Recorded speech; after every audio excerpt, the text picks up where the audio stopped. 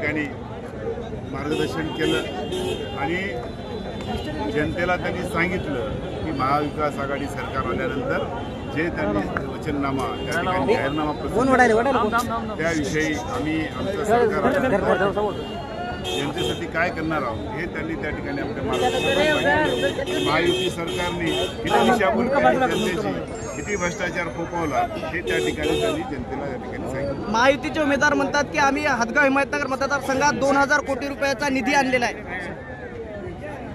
आता मला काय म्हणायचं, या तालुक्यामध्ये त्यांनी काय म्हणतात त्यांच्या बाबतीमध्ये मी सांगण्यापेक्षा आपल्या सगळ्याला माहीत आहे। जे बॅनर लावतात, बॅनर लावून हे आणलं म्हणून त्या ठिकाणी बॅनरबाजी करतात। ज्या ज्या गोष्टी त्या ठिकाणी म्हणजे जनता म्हणते की कुठं कुठं म्हणजे दवाखान्याला कुठं आहे आम्हाला तर काही दिसला नाही, कुठं काय त्याचं हे नाही, फक्त पण जाहिरातबाजी करायची आणि खोटं बोलायचं रेटून बोलायचं हेच त्यांचा धंदा होतो।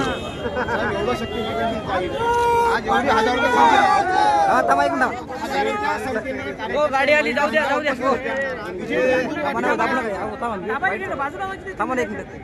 आज या ठिकाणी आपण पाहिलं, मी सांगण्यापेक्षा मोठ्या प्रमाणामध्ये त्या ठिकाणी मग महिला भगिनी असतील, या ठिकाणी आमचे शेतकरी बांधव असतील, शेतमजूर असतील, आमच्या ग्रामीण भागातील व्यापारी छोटे छोटे व्यापारी असतील, सर्व मंडळी या ठिकाणी आज उपस्थित होते आणि त्यांच्या माध्यमातून उपस्थितीच्या माध्यमातून आपण त्यात पाहू शकता की आज जनतेचा विश्वास त्या ठिकाणी आमच्यावर। विरोधकांना काय इशारा असेल? विरोधक